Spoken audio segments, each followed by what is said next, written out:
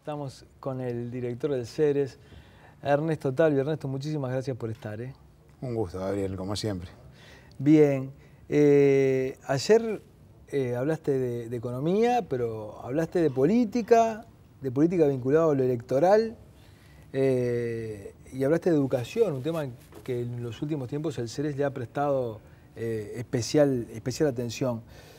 Vamos a comenzar por un análisis general que siempre hace el CERES sobre la situación en la región y Uruguay en ese contexto. Y vos decías que en estos 10 años toda la región ha crecido. Y yo pensaba, al fin y al cabo, el modelo que se aplica en cada país en realidad no incide tanto cuando los vientos de afuera soplan. Porque uno hace, bueno, sí, es distinta la de Mujica que la de Cristina, pero en realidad Argentina creció en este tiempo más que Brasil y más que Uruguay, es distinto a Correa, pero todos crecen, digamos, ¿no? Lo cual parece ser una demostración de que cuando el viento de afuera sopla, podrás aplicar uno u otro modelo, que las economías crecen. Eso es cierto, solo lo matizaría diciendo, Gabriel, que las buenas políticas se ven cuando las papas queman. En otras palabras, cuando el viento va a favor, como el que tuvimos, con precios extraordinariamente altos de nuestras materias primas, con un crédito externo regalado que permitió que consumidores consuman por arriba de sus ingresos, que las empresas inviertan por encima de sus utilidades, que el gobierno gaste por encima de su recaudación. O sea, todos estamos gastando más de lo que nos ingresa. Y por ende creando una demanda y un empuje al crecimiento. Eso pasó, digamos, en todas partes y tuvimos un crecimiento espectacular, como lo tuvo también Argentina hasta el 2011. Cuando ya la cosa se empezó a enfriar en la China, los precios de las materias primas empezaron a aflojar, entonces hubo un enfriamiento generalizado, pero la Argentina se enfrió muchísimo más que el Uruguay, digamos. O sea que las malas políticas se tienden a ver, digamos, cuando las cosas, digamos, no están tan favorables. Y se está enfriando la cosa. Digo, pues se está instalando la idea de que, bueno, Talvi siempre es pájaro de mal agüero, siempre viene a hablarnos de lo malo, de lo que puede ocurrir, y no de lo bueno que está ocurriendo. Pero lo que está ocurriendo ahora es que las señales son que la economía se empieza a enfriar. Bueno, hay un enfriamiento visible. Este año vamos a crecer 3,5, 3,7. En el año 2011 crecimos 6,5. El promedio 2004-2011 crecimos al 6. Pero eso está pasándole al Uruguay, a Brasil, a Argentina, a América Latina y a todas las regiones emergentes del mundo, como resultado de que la China ya no está creciendo al ritmo que lo hacía, por ende los precios de las materias primas están empezando a aflojar. Lo que todavía queda es el crédito barato y abundante, algo que pienso que en los próximos meses va a empezar a cerrarse esa fase de abundancia porque, y ya lo vimos en mayo, los estímulos monetarios que generaron toda esa liquidez abundante a raíz de la crisis en los países desarrollados van a empezar poco a poco a retirarse, digamos. Y el Banco Central de Estados Unidos ya hizo ese anuncio en mayo y la cuestión es cuándo va a empezar, digamos, a ejecutar esa política más restrictiva que va a hacer que el crédito sea menos abundante, menos barato y que de alguna manera todos vamos a tener que adaptarnos a consumir, a invertir en el sector público y privado a niveles que sean más consistentes con nuestros ingresos. La plata se va a encarecer, digamos, el crédito se va a encarecer y vos dijiste va a ser necesario hacer un ajuste. ¿Qué significa, un ajuste ¿qué significa ajustar? La palabra ajuste es una palabra muy cargada, sí, es algo, si el crédito se vuelve menos abundante y más caro, digamos, lo que va a pasar es que el ritmo de crecimiento del consumo, de la inversión, tanto pública como privada, va a tener que ajustarse al ritmo de crecimiento de los ingresos. Es decir, no voy a poder seguir comprando a crédito, ni el gobierno va a poder seguir financiándose por encima de lo que recauda por mucho tiempo, ni los consumidores van a poder seguir gastando por arriba de lo que ganan por mucho tiempo, digamos. Eso significa que va a haber una desaceleración, eventualmente, cuando ese momento llegue, del consumo, de la inversión, pública y privada, y junto con esas desaceleraciones, en general lo que ocurre es que hay una depreciación del tipo de cambio, que es lo que vimos pasó entre mayo y septiembre, después que el Banco Central de los Estados Unidos anunció la posibilidad de una política monetaria más restrictiva. ¿Y cómo encuentra esa situación a Uruguay? Muy fuerte desde el punto de vista financiero. En otras palabras, Uruguay tiene hoy niveles de liquidez internacional, reservas internacionales y créditos abiertos con los multilaterales que nos permiten, digamos, navegar con comodidad cualquier perturbación que haya en los mercados financieros internacionales. ¿Eso es virtud del equipo económico? Eso es virtud del manejo de la deuda pública y de las reservas, por supuesto. Ajá. Digamos, de hecho, es una situación muy superior a la que teníamos en el año 98, cuando empezó la recesión que terminó en la crisis de 2002. O sea, la liquidez internacional hoy es mucho más fuerte que la que teníamos cuando tuvimos crisis anteriores. Y lo otro importante en lo financiero, Gabriel, es que los balances de las empresas están mucho más capitalizados y con muchas menos deudas en dólares, con lo cual el país va a ser más tolerante a la posibilidad de una depreciación del dólar sin que eso dañe de manera significativa los balances de las empresas, de las familias, del gobierno y de los bancos. ¿Y el flanco débil cuál sería nuestro flanco débil? Bueno, el único flanco débil que tenemos, y es importante desde el punto de vista macroeconómico, estoy hablando, es que nosotros tenemos hoy niveles de consumo y de inversión pública y privada que exceden en mucho los niveles a los que crece el ingreso del país.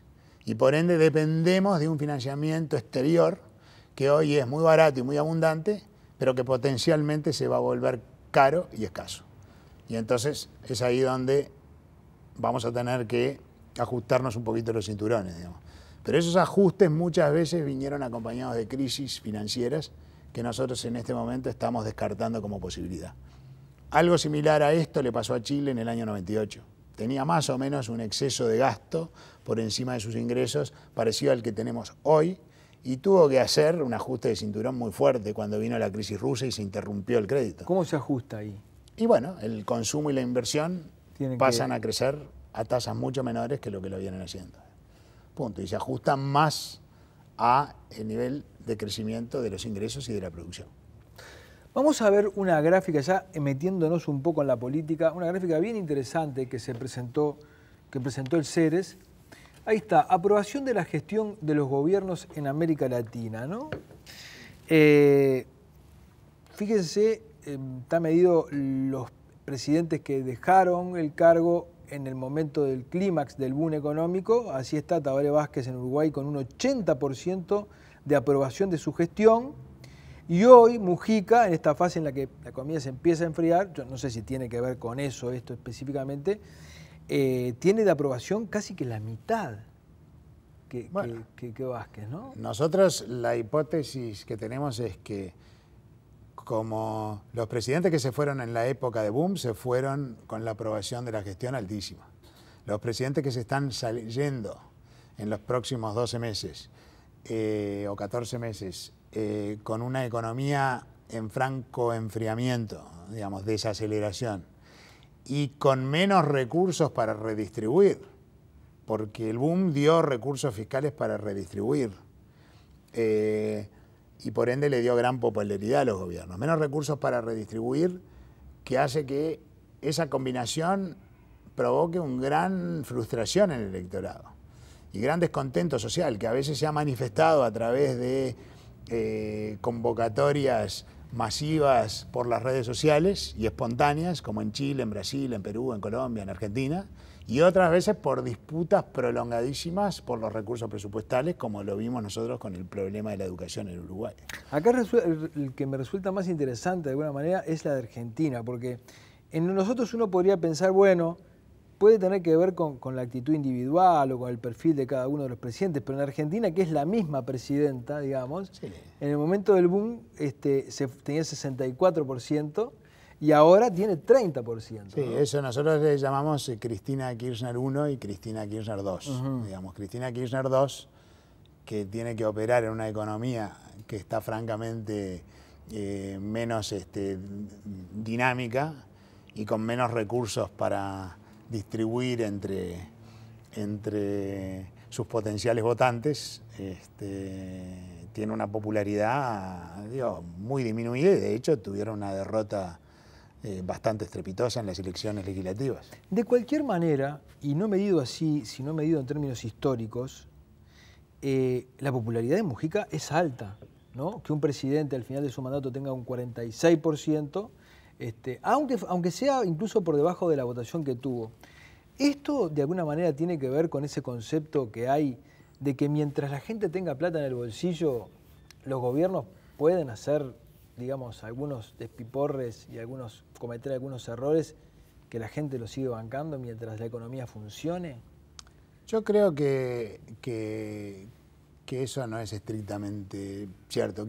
Quizás quiero creer que no es cierto, pero obviamente que la situación económica juega un rol muy central, digamos, en las preferencias electorales. Pero, digo, no es solo la economía. Digamos, si tenemos 6 declaratorias de inconstitucionalidad, digamos, es decir, mayorías ocasionales, digamos, creen que de alguna manera se sienten legitimadas para llevarse por delante la Constitución, la ley y el debido proceso, digamos, en fin, digo, o hay otros elementos no económicos que hacen a la gestión, digo, yo creo que la gente les presta atención. Digamos. Detengámonos un minuto del tema de las mayorías, porque yo recuerdo haber escrito una columna que se llamaba El peligroso encanto de las mayorías, en el diario El Observador, que me recibí muchísimas críticas en línea con alguna afirmación que en su momento hizo también el expresidente Tabaré Vázquez, refiriéndose a que las mayorías no siempre tienen la razón, ¿no? En definitiva, la democracia se sustenta sobre eso, es el gobierno de la mayoría. Y cada vez que se menciona esto, las mayorías que se llevan por delante, hay mucha gente lo decodifica, lo interpreta como, no te gusta que tengamos mayoría, no te gusta que... La democracia no es el gobierno de la mayoría. La democracia es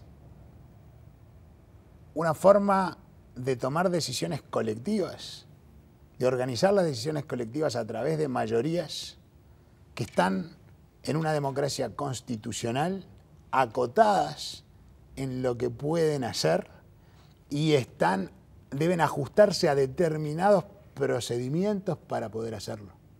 Una mayoría ocasional no puede suprimir la libertad de expresión, no puede suprimir la libertad de asociación, no puede suprimir la libertad de cultos, no puede suprimir la libertad de movimientos, no puede suprimir la presunción de inocencia. O sea, una democracia republicana es una democracia donde las mayorías están sumamente acotadas respecto de qué no pueden decidir y los procesos que tienen que seguir para tomar decisiones en mayoría. Eso es la democracia. ¿Vos sentís que eso La democracia en donde funciona el Estado de Derecho, donde hay un respeto por la Constitución y por la ley, que son la protección última de los ciudadanos. ¿Vos sentís que eso se ha desvirtuado con el tema de la existencia de mayorías legislativas en Uruguay? ¿La aplicación, vos sentís que hay un abuso de la aplicación de esa mayoría? Creo que sí. Y de hecho nosotros hicimos una conferencia en el año 2010, es decir, hace 3 años, en donde advertimos de que en nuestra opinión en el Uruguay estábamos asistiendo de a gotitas a un deterioro en la calidad de la democracia en el Estado de Derecho, justamente, digamos, porque, y poníamos varios ejemplos, digamos, las mayorías sintiéndose legitimadas estaban haciéndole daño, digamos, a el Estado de Derecho, que es una parte integral de una democracia que se digne llamarse como tal, democracia republicana, constitucional, liberal, como quiera llamarse. Tuvimos aquí, ahí donde está sentado vos, estuvo Ricardo Pérez Manrique, miembro de la Suprema Corte de Justicia, a propósito de las 5 o 6 leyes que la Corte tuvo que declarar inconstitucionales, ¿no? Eso, que yo lo hablaba con él, por un lado revela una puede revelar una baja calidad en el proceso legislativo, pero también podría revelar un intento de la mayoría por llevarse por delante la ley, también es una demostración de que el sistema funciona, porque ahí está la Suprema Corte de Justicia para decir, no, espera un momentito. Yo creo que eso es exactamente así, Gabriel. El hecho es que el sistema funciona. Siempre digo cuando hablo en el exterior y con orgullo del sistema, nuestro sistema institucional, y el sistema funciona porque tenemos pesos y contrapesos. El sistema funciona porque ningún advenedizo puede llegar a presidente en este país. En este país, digamos, los candidatos tienen que haber crecido y haber mamado, digamos, dentro de los partidos. Fueron primero diputados, hasta ahora, senadores, por lo menos en fin, hasta ahora, yo lo ¿no? que digo es, tenemos un tesoro, porque realmente Uruguay, en lo que es su desarrollo institucional, su estabilidad institucional, es el tesoro más grande que tiene nuestra República.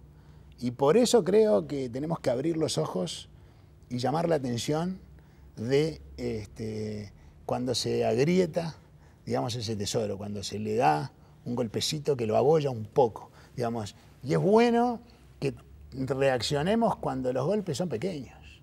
Igual que la gente reacciona con el tema de la seguridad. Y le dicen, pero ¿cómo? Si tenemos los índices de seguridad mejores de América Latina junto con Chile.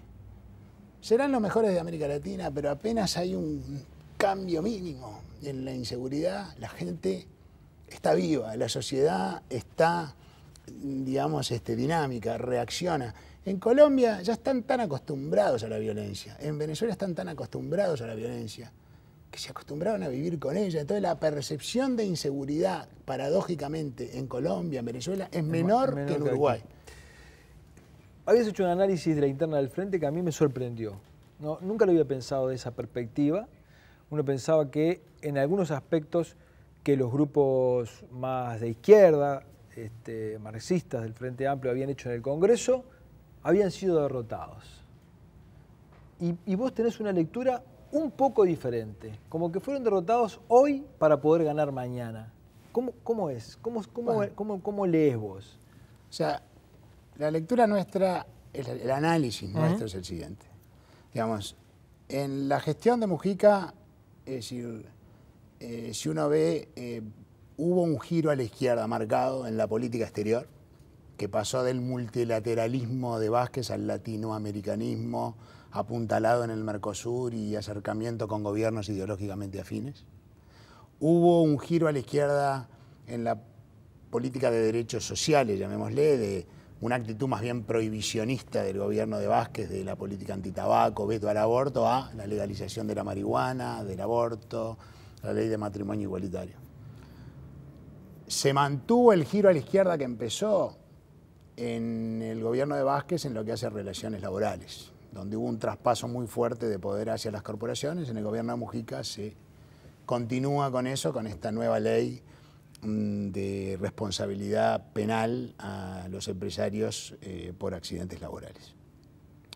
Lo único que mantuvo, digamos, el perfil socialdemócrata del primer gobierno, y por socialdemócrata me refiero en la política económica, que la inversión es el motor del crecimiento económico, la inversión privada, pero vamos a redistribuir a través de un impuesto progresivo a la renta, a través de programas sociales apuntalando a los sectores más vulnerables, es decir, crecimiento apuntalando al sector privado con redistribución. Eso es socialdemocracia. Vos lo que decís que durante el gobierno de Mujica hubo básicamente, salvo en la economía, un giro a la izquierda. Yo creo que hubo un marcado giro a la izquierda ya en el gobierno del presidente Mujica, excepto en la política económica, aunque, a diferencia de lo que ocurrió durante la gestión del presidente Vázquez, hubo un asedio permanente de este equipo económico paralelo que hacía sugerencias más en sintonía con una política más de izquierda,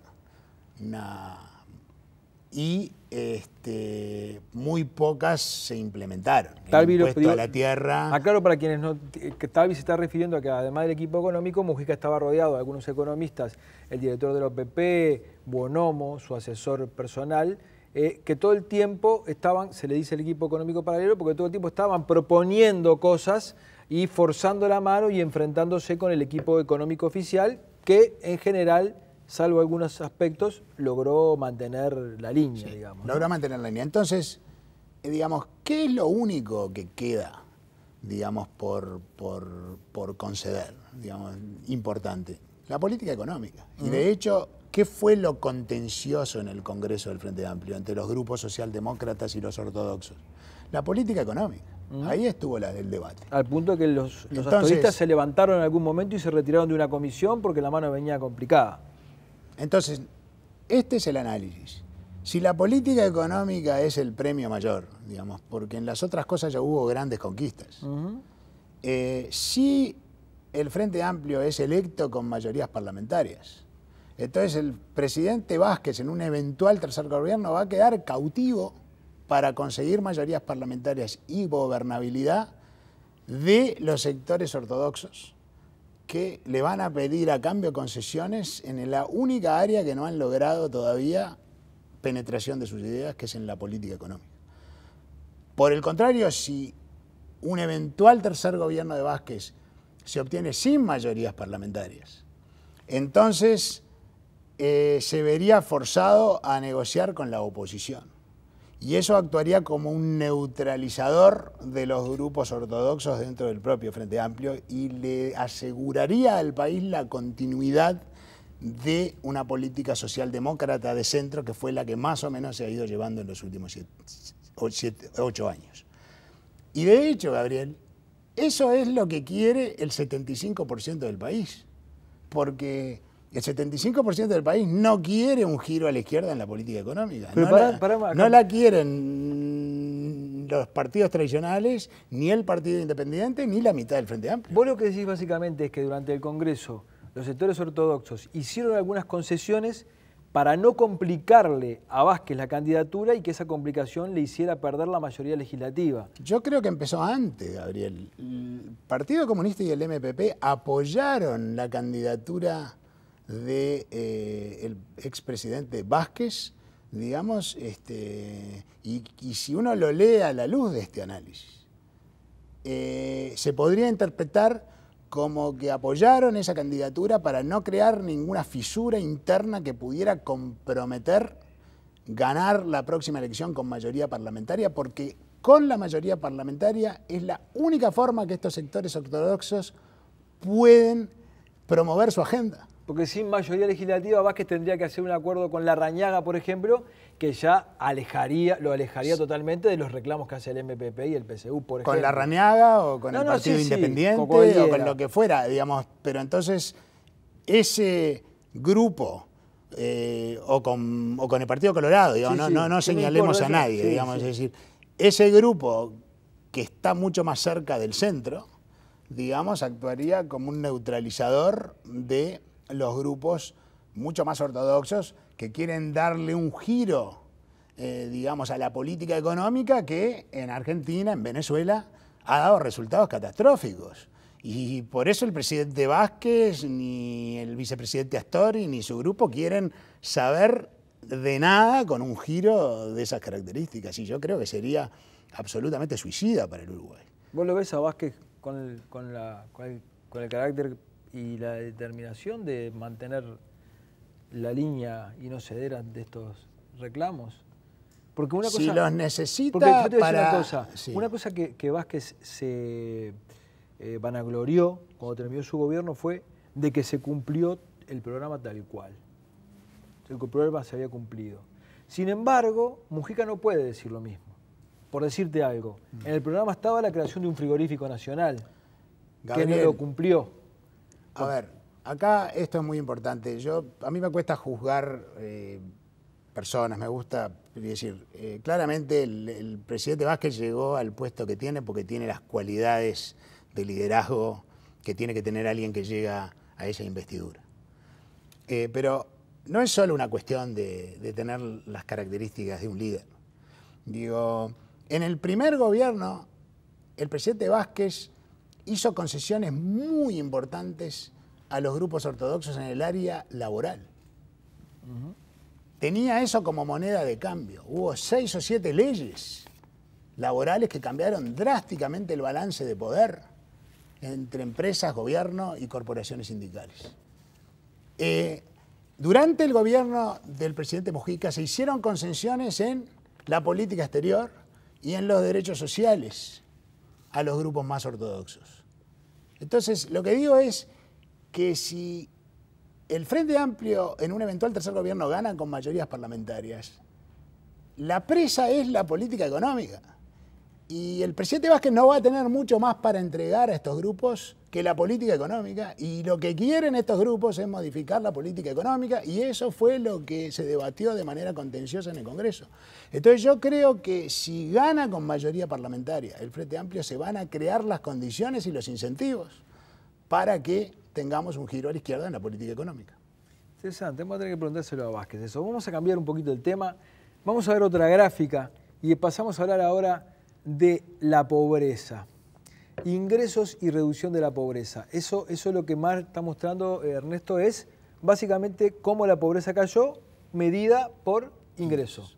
Sí, digo, subió la producción, subió el empleo, subieron los salarios, subieron los ingresos, bajó la pobreza, bajó la indigencia dramáticamente, no solo por el crecimiento de la economía y de los ingresos en la economía, sino por las políticas sociales focalizadas en los grupos vulnerables, llevadas a cabo por el Ministerio de Desarrollo Social y por la inclusión en el Fondo Nacional de Salud, el FONASA, de beneficiarios que antes no estaban incluidos en DICE.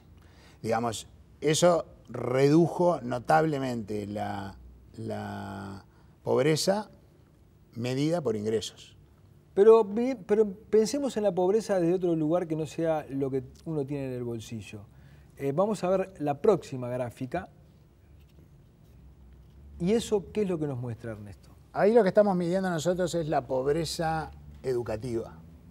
Es decir, no cuántos ingresos tenemos, sino cuál es nuestra capacidad de generar ingresos por la formación, la capacitación que tenemos. Y lo que vemos ahí que en la población uruguaya entre 18 y 65 años, el 65% prácticamente no tiene secundaria completa. Está prácticamente horizontal, no cambió nada. Eso no cambió en los últimos 10 años. Podría decirse, bueno, lo que pasa es que eso es porque estamos incluyendo 18 a 65 años, las generaciones jóvenes. Entonces miramos entre 18 y 25 años qué porcentaje tiene secundaria completa. Y es la línea verde. Y es la misma cantidad. Y no ha cambiado en los últimos 10 años. Quiere decir que la pobreza educativa, medida por aquellos que no tienen las destrezas necesarias para poder tener un trabajo en el que puedan tener una expectativa de ingresos dignos, no ha cambiado para nada en la última década. Y bajamos la pobreza porque le dimos pescados, pero no les enseñamos a pescar. Así es. Bueno, se le dio en parte pescado y en parte subió la marea porque la economía, porque los precios de los productos primarios estaban muy altos y el crédito muy barato estaba en ebullición, y entonces todos mejoramos, digamos. Pero si uno corre el velo, dice, a ver, ¿qué pasó con la educación? Y esto no es lo peor, Gabriel. Lo peor es cuando uno lo ve por quintiles de ingreso. Y uno mira el quintil inferior de ingresos, los grupos más vulnerables de la sociedad. ¿Sabe cuál es el porcentaje de personas que tienen secundaria completa? 8%. ¿Sabe cuánto era hace una década? 9%. No cambió para nada. Si miramos el quintil superior de ingresos, el porcentaje de personas que tienen secundaria completa es 70%. Hace una década era 66%. Quiere decir que la pobreza educativa bajó en los quintiles superiores de ingreso y empeoró en los quintiles inferiores de ingreso en los grupos más vulnerables. Quiere decir que la desigualdad de ingresos mejoró, pero la desigualdad educativa empeoró. Entonces, tenemos allí como una presión permanente hacia la desigualdad y hacia la fragmentación de la sociedad. Una mirada... Porque hay mucha diferencia educativa entre quienes están en los grupos de altos ingresos y de bajos ingresos. Entonces, ¿cómo compensamos por esas diferencias?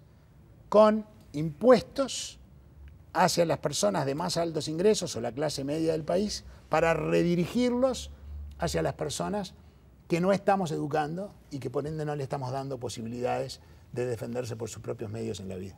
Una mirada egoísta o ignorante de esto podría pensar que esto afecta a los pobres, simplemente, digamos, ¿no? Y esto tiene una repercusión sobre otras áreas del país. Ustedes lo midieron en realidad a la productividad y a la producción de un país en relación a sus índices de pobreza, ¿no? Nosotros lo que medimos fue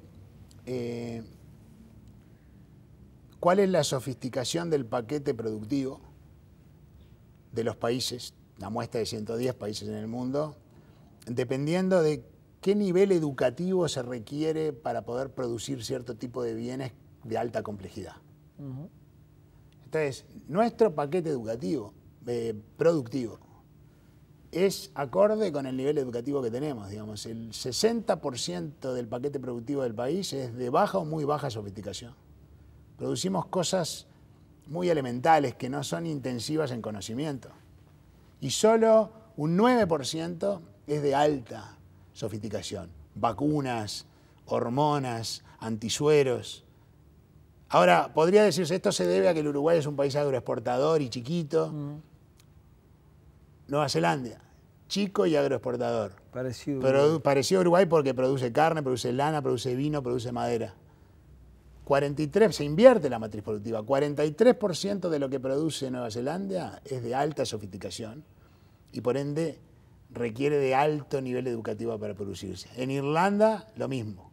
Producen compuestos químicos, cables de fibra óptica, maquinaria agrícola súper sofisticada y tienen productos de baja sofisticación con muy baja representación en el paquete productivo total. Quiere decir que nuestra pobreza educativa se refleja en lo que somos capaces de hacer. Es decir, si lo que somos capaces de hacer tiene todo aquello que nace de la inteligencia humana, tecnología, diseño, imagen de marca. ¿Por qué un traje de Giorgio Armani vale $2.000 y otro, digamos, decir, ¿qué hay ahí? Imagen de marca, inteligencia puesta al servicio de... En fin, digo, entonces, si miramos en 10 años lo que ha pasado con la sofisticación del paquete productivo del país, no ha cambiado nada. Y no ha cambiado porque no ha cambiado nada ni el nivel ni la calidad educativa de la fuerza de trabajo. Y mientras eso no cambie, lo otro tampoco va a cambiar. Y mientras sigamos encerrados en el Mercosur y no tengamos acceso a los principales mercados del mundo, tampoco va a cambiar, porque no alcanza con tener excelente nivel educativo para incorporar tecnología de punta y producir cosas sofisticadas y complejas. Después hay que venderlas en el mercado mundial. Y el Uruguay no ha logrado insertarse en los principales mercados y seguimos anclados en el Mercosur, exportando el 25% de lo que producimos, al igual que lo hacíamos hace 10 años, digamos. Quiere decir que queda todo por hacer en términos de desarrollo, Gabriel. Eso decimos que es la buena noticia. Es la buena noticia, que realmente queda todo por hacer y si vamos a empezar por un lado, tiene que ser por asegurarle a todo ciudadano que nace en nuestra república y a todo aquel que sea un inmigrante de nuestra república una educación de alta calidad. Allí empieza la película del desarrollo. Y si miramos a los países que hoy son desarrollados, son países que empezaron por un alto nivel educativo y por una inserción internacional muy importante para poder vender afuera una parte importante de su producción. El desarrollo de la tolerancia, de la paz y de otros valores también, ¿no? El desarrollo es casi exclusivamente un privilegio de los países que también tienen democracias maduras, tolerantes, vibrantes, donde el debate, digamos, es activo y está a la orden del día. Digamos, nosotros ya lo tenemos eso. O sea, ese tesoro, como decía al principio, ya lo tenemos. Si le sumamos el nivel educativo, que está al alcance de la mano, digamos, no es que esto es una cosa utópica, digamos, hay experiencias concretas de éxito que se logra en 3 años, no en 25. Si logramos una política de inserción internacional que saque la mirada del vecindario y eleve un poco la mira, como está proponiendo el vicepresidente Astori, no yo. Digamos, y el propio presidente Vázquez cuando fue presidente, si le sumamos a eso nuestra estabilidad institucional, ¿sabe qué, Gabriel? Vamos a recibir volúmenes enormes de inversión inteligente y sustentable desde el punto de vista medioambiental. El Uruguay va a ser de nuevo la Suiza de América, no me cabe duda, pero tenemos que empezar por el principio. Ernesto, muchísimas gracias por haber estado. Por favor, un gusto. Muy bien, nos vamos a una tanda y al regreso vamos a hablar con Daniel Corvo, representante director del Partido Nacional en la ANEP.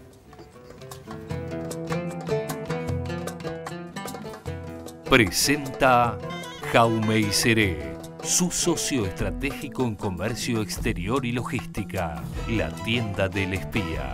Entérese de todo. Beneficia, el plan de soluciones de salud, seguridad y servicios más completo del país. Catunasi, terminal especializada de contenedores del puerto de Montevideo.